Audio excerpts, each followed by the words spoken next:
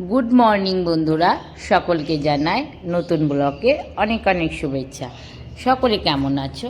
আশা করব অনেক ভালো আছো। আমি কিন্তু সকাল সকাল বসে গেছি কচুরি বানাতে। কিসের কচুরি? কলাইশুঁটির কচুরি।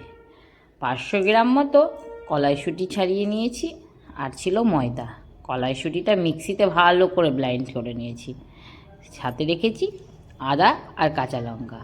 তারপর কড়াইটা ভালো করে তাতিয়ে সামান্য তেল দিয়ে, সাদা তেল ব্যবহার করেছি, আর কালো জিরে ফোড়নের সাথে সামান্য হিং ভালো করে নাড়িয়ে সেটা একদম নামিয়ে, আর হ্যাঁ, একটু ছাতু দেবে যাতে খেতে ভালো লাগবে। তারপর ময়দার সঙ্গে ভালো করে মেখে ময়দার ভিতরে পুরগুলো ভরে একটা একটা করে আমি লো পাকিয়ে রেখেছি। তোমাদের যদি আমার চ্যানেলটা ভালো লেগে থাকে অবশ্যই লাইক, কমেন্ট আর শেয়ার করো, সাবস্ক্রাইব করে দিও প্লিজ বন্ধুরা।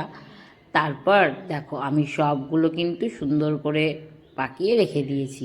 তারপর করছিলাম আলুর দম, কারণ আলুর দমটা তাড়াতাড়ি করে নিলে গরম গরম কচুরির সঙ্গে আলুর দম খুব ভালো লাগে। দেখো আমার কচুরি কিন্তু তেলে পড়ে গেছে, আর কি টপ টপ করে ফুলে গেছে। হ্যাঁ, লাইটটা একটু কম ছিল আমার রান্নাঘরে, তো কি হয়েছে, করে তো দিয়েছি। যাই হোক, তোমরা কিন্তু অবশ্যই সাবস্ক্রাইব করে দিও। আর হ্যাঁ, বাড়িতে অবশ্যই একবার বানিয়ে খেও, যদি ভালো লাগে আমাকে কিন্তু জানিও। আমি কিন্তু গরম গরম কচুরি আর আলুর দম তৈরি করে ফেলেছি।